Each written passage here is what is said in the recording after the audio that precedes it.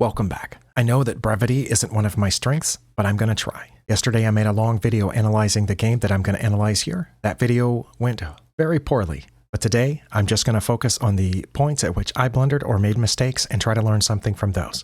I'm just going to click through the moves until we get to the point of my first mistake. A lot of this was normal, a lot of it was abnormal, at least to me, but we played, both of us, fairly well, I thought. My opponent made a blunder right here by offering the queen trade. And it was my best move, my really only move that kept us at even to take the queen, and I did, and they took back, and then this is the point of my first mistake. Stockfish has had a chance to run. It says my best move is a5, but that's not the only move that keeps us close. I also could have played bishop to b7. Believe it or not, my third best move would be king to e7. Also a6 or knight to b6 would have kept, all of those would have kept us within the +1 to -1 range. But I castled instead, and that was a mistake. I'm trying to figure out why. Bishop to b7, I guess that's okay. This pawn is currently undefended, and my bishop is undeveloped, so it would make sense that I would want to develop the bishop, but it also makes sense to castle. That's one of the opening principles. That's why I'm trying to figure out why castling is a mistake. In fact, in none of these top 5 lines is castling by me in any of the moves out to, you know, that's my move, then their move and my move, their move and my move. Castling's not listed there anywhere. I guess I understand a5, which is listed as the best move. It says they wouldn't take, they would castle instead, and then I would take. But if they did take, that's not listed, then I assume I would take with my rook. But why wouldn't they take? That's what I don't understand. If I played this, it's there, one of their top 5 moves is to take. Then I would take back, and then they would castle. But castling is what they should do in that situation. And that's better than me castling now somehow. Now I do understand why that would be better if they castled first and then I took. Yes, that would double my pawns, but it would remove one of their pawns and open up a partially open file for my rook. I get that, but I don't understand how that would work out well for me, or best for me, if they took, because I would take back. Yes, I would have the open file for my rook, but it doesn't go very far. It only is open to there, and we've had an equal trade of pawns. We would still be even on material, so I don't understand why castling was bad here. That's what I wanted to see if I could learn something, but I cannot. But that's only really bad if they play a4, which they did. And then we moved on. I am not going to examine every move. I'm going to go into the point of my next mistake. Here my opponent made a mistake, once again taking us to even. Or very close to even. Again, a5, my top move. I need to play a5, and this time it says they would take for sure, and I would take back. And I apologize, this was not a mistake or a blunder. This was an inaccuracy for me to play here. So I am going to move on to the point of my next mistake and or blunder.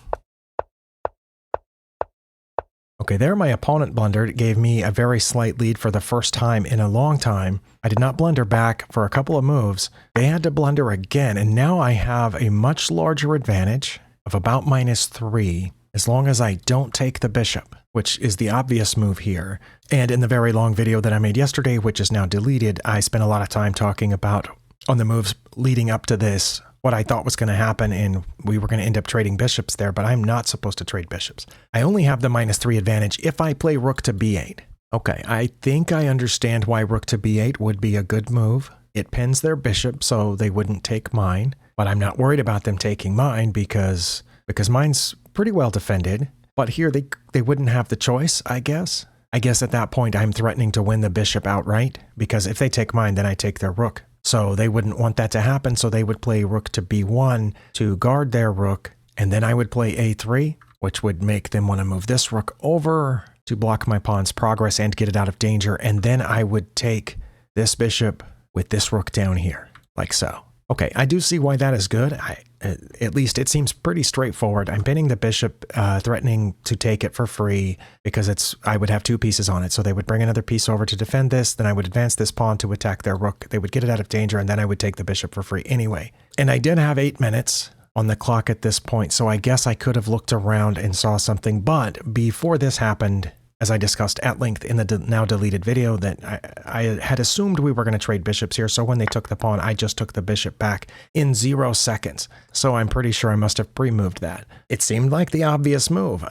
Maybe in a longer game I would have taken more time, but probably not. If you back up and look at the position there, that looked like that's what was going to happen. I think both of us assumed that's what was going to happen at some point. I had no reason to suspect that there was something better, but maybe since it's not bullet or blitz, the lesson that I can take from that is to not pre-move, because there's no point to it when I have 8 minutes on the clock. Give myself a few seconds, look around, see if I can threaten something. Maybe I would have seen the bishop threat there. I don't know. I don't feel bad about that one. That's definitely not a beginner blunder for me to take back the bishop that had just taken my pawn, except here, they're going to take my bishop, but I knew that, and then I knew that their rook would be in the wrong place to stop this pawn, and I was going to push it forward. I thought I was going to be okay. I don't mean winning. I didn't think I was winning here, but I thought I was going to be okay. And now we will move on to my next mistake and or blunder.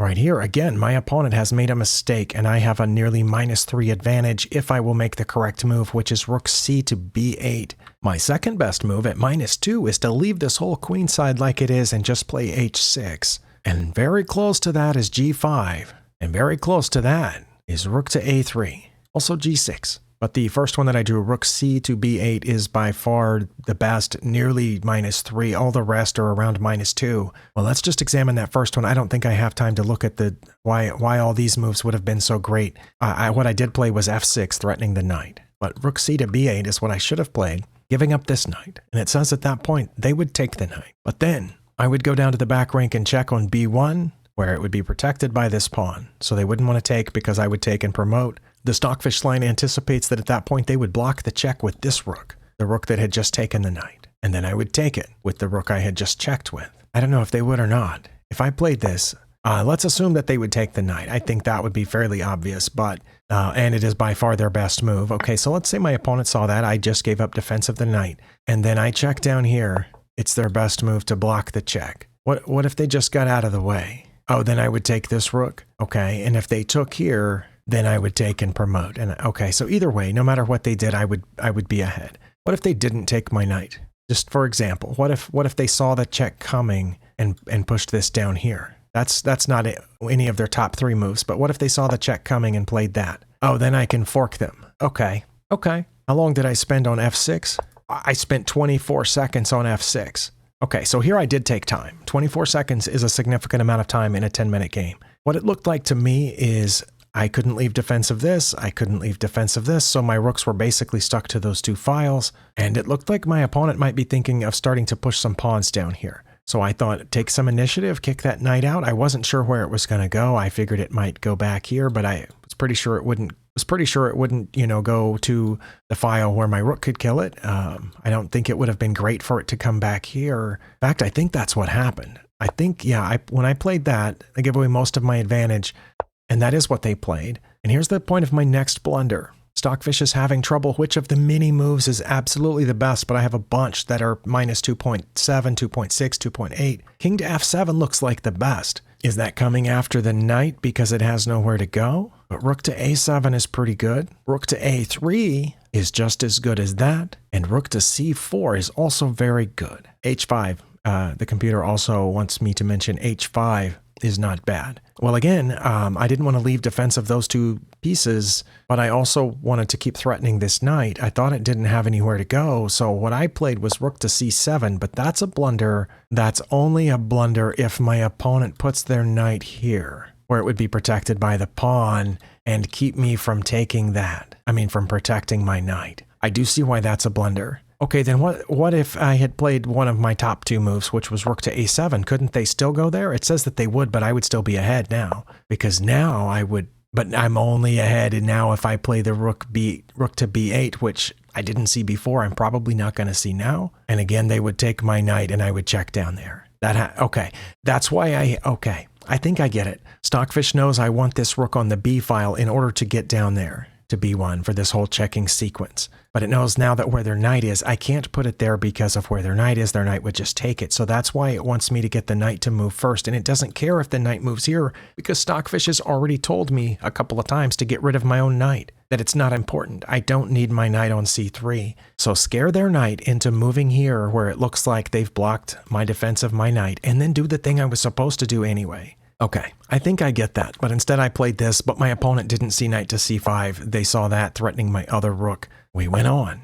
Here, I made another mistake. Now I'm at -5. If only I will play here. Rook to b7 to, I guess, pin their knight to their rook. But it says at that point they would then take my pawn, but then I would take their rook and they would take my rook, and then I would take their rook with my knight, and there would be lots of taking down there on a2 after I played this. But I would end up with a rook left, a rook and a knight left for their knight. That's why it's -5, because I would end up with a whole rook if I saw this. Would they really take the pawn? It's their best move to take the pawn with one of those rooks, or play knight to c4. If they did that, then I would just take this rook on b2, but then they would take back with their knight. But then I could check, and they would come forward, and it looks like we would have had a bunch of even trades at that point. Okay, but I didn't see rook to b7 pinning the knight. That's the second time here that I was supposed to pin a piece instead of attacking it. Or the king to f7 again, or king to f8 even, or h6 or h5. And I bet if we made this list longer, it would say g6 or g5, because I noticed several times when I was going through this in the long version that all 4 of those moves were suggested a lot throughout this portion of the game. But here I had to see rook to b7 or one of these king moves or one of those pawn moves, but not what I played. I thought I was drawn here. I thought they had successfully blockaded this pawn, and even though I was doing a good job defending it, I thought we're probably about even here. So what I thought I could check here with this knight, and I figured they would take it with the rook, and then I would take their knight. That's what I thought. And I thought, you know what, then we would each have 2 rooks left, and after I took this knight, I assumed they would take this pawn on a2, and my opponent would have an extra pawn here, but it didn't look like they would be able to get it down, and I thought we would just draw this. But that turned out to be bad, and it did go as I thought. Apparently, I made another mistake not before too long here, which gave my opponent a bigger advantage than the slight one that they have. I got behind this pawn. That seemed like a good plan to me. They didn't want to advance it because I could take it. I thought if I got behind this pawn, I would just be able to take it. But apparently that's not the case. I needed to play rook to b7 is my best move, and rook to c7 is my second best move. The only thing I can think either one of those does is try to get in front of this pawn. It does look like that, yeah, at some point I would, depending on which one of the rooks I moved down here, I would then, okay, I think I know why I need to move a rook down here. It's because they want to move rooks down here. Okay, I think I get this one. Stockfish thinks my opponent is about to put rooks on the 7th, and maybe they are, and I should have at least 1 rook on the 7th before they do that. And if I put this one here, then on the next turn, I would just slide this in here and block that pawn and probably take it. And if I moved this one down, then on the next turn, I would probably move it in front of that pawn and then end up taking it. Okay, so getting behind it was a problem because they can come check me or get in here on the 7th. All their best moves involve either checking me or putting a rook on the 7th, but they didn't. So it turned out that I was okay for a long time, and then I made one more blunder in this game. Since my opponent didn't see that, we were still drawn, and I thought we were, and I was right. But as we kept going, and I lost a pawn here in just a second, right there, I realized, wait, maybe it's not drawn. Maybe I've been losing this all time and I didn't realize it. But I was going to try to draw it, and I kept playing. Neither one of us were short on time, so it wasn't going to be lost on time.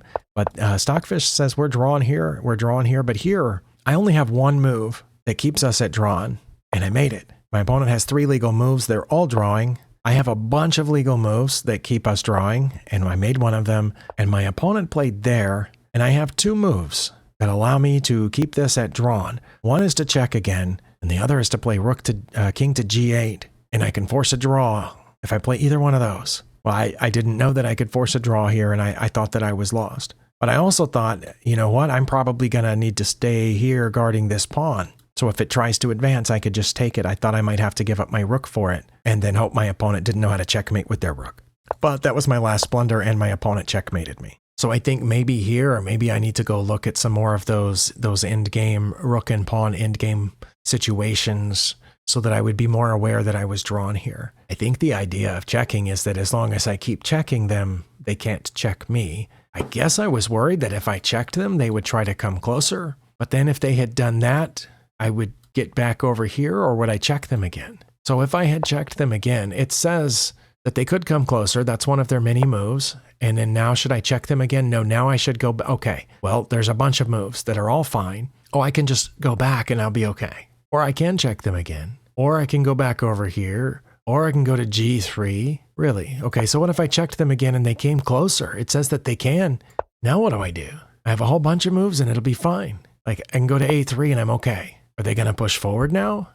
and I have a whole bunch of moves that are fine. Okay, but here, I didn't know that.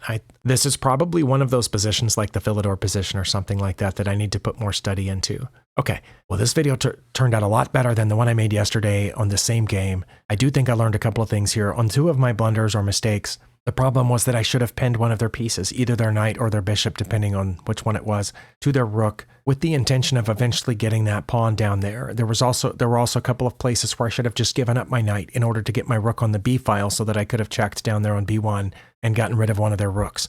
I think I understand those. This one I think requires more study here. I know that right now I should have paid more attention here and saw that that would be checkmate, because the king and the pawn guard all these squares, so I had to keep them from checking me right now. And if I had done this and they had come toward me, then the king's not guarding that square anymore, and that's why I could have left the rook on that file. But again, I want to look at that more before it's, to get it into my head a little deeper. Hopefully you got something out of this as well. If not, it's still a lot better than the video that I started with. So thank you for spending your time here. I will see you next time.